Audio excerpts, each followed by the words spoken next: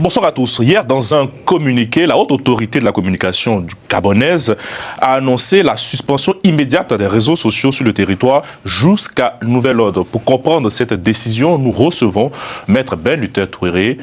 Bonsoir et bienvenue dans Afro-Droit.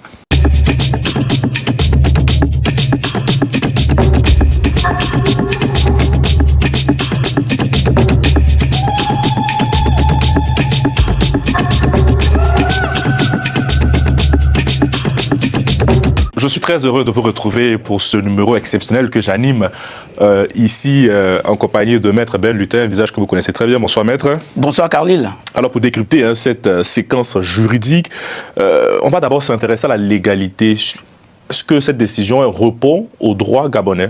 Alors très rapidement, il faut d'abord rappeler la motivation avancée pour cette décision. Alors, il y a premièrement la question de la diffusion de fausses informations, il y a l'incitation à la haine ou à la violence, le cyberharcèlement, atteinte à la réputation ou à la sécurité nationale. Ce sont les motivations avancées par la haute autorité de la communication. Alors sur la question de savoir si cette mesure est légale ou pas, il y a deux textes qu'il faut aller voir. D'abord, premièrement, la Constitution gabonaise de 2024 qui prévoit en son article 14 qui garantit la liberté d'expression, d'opinion et de communication.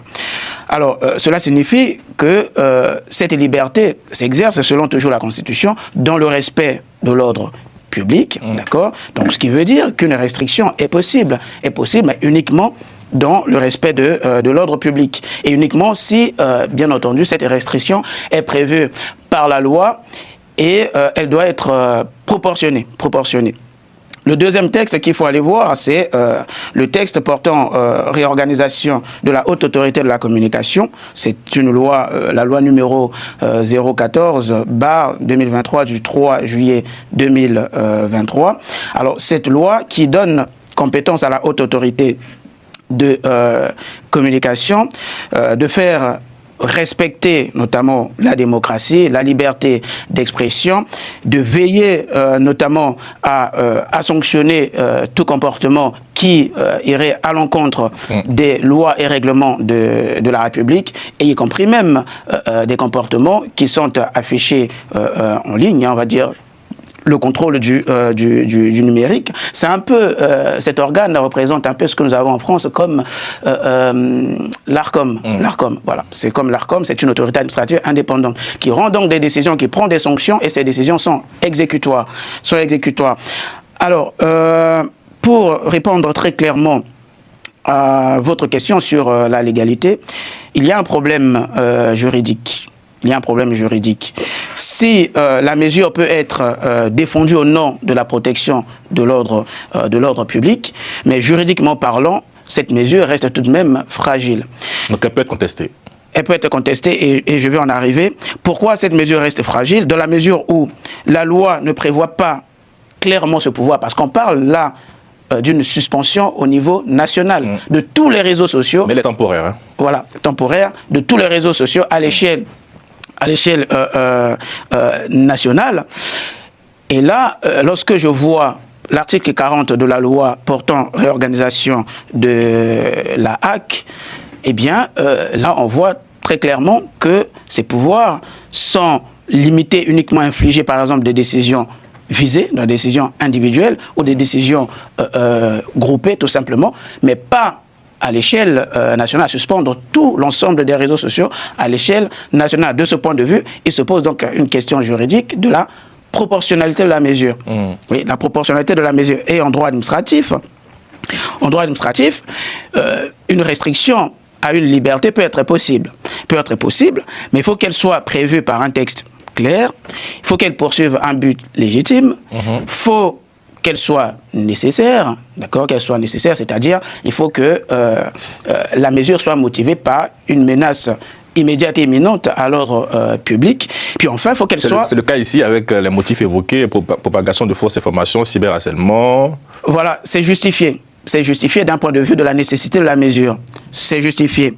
D'un point de vue aussi de la poursuite du but légitime qui est la protection de l'ordre public, c'est justifié. Mais le problème se pose au niveau de la proportionnalité. Pourquoi? Parce que la loi ne prévoit pas, la loi prévoit certes des pouvoirs de régulation et de sanctions en faveur de la HAC, mais la loi ne donne pas pouvoir à la HAC de pouvoir sanctionner ou ne mentionne pas explicitement le pouvoir de suspension à l'échelle en fait, de l'ensemble des réseaux sociaux à l'échelle nationale.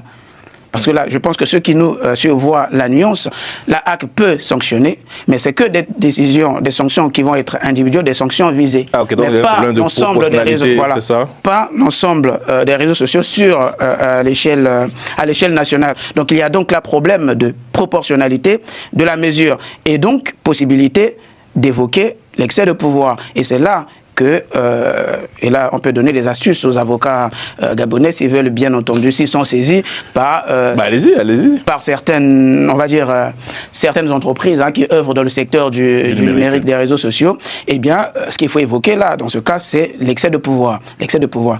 Et pour répondre donc à votre deuxième question sur le fait de savoir est-ce que cette mesure peut être contestée. Et surtout comment la contester? Voilà. Oui, la mesure peut être contestée, c'est une décision administrative. Okay. Et quand on voit l'article 40 encore de la loi portant réorganisation de la HAC, qui prévoit que les décisions de la HAC sont susceptibles de recours devant le Conseil d'État. Alors, il y a deux voies possibles. Il y a deux voies possibles pour les avocats, s'ils le souhaitent, bien entendu. Premièrement, ils peuvent exercer ce qu'on appelle un recours gracieux devant la HAC, un recours gracieux qui invite donc l'autorité qui a pris la décision, d'accord, à revoir sa décision, ou voire même à suspendre sa décision, ou tout simplement à retirer sa décision. Puis, il y a un recours contentieux qui s'exerce devant le Conseil d'État qui, à ce moment-là, peut annuler cette décision pour excès de pouvoir. Est-ce qu'il existe d'autres exemples dans d'autres pays?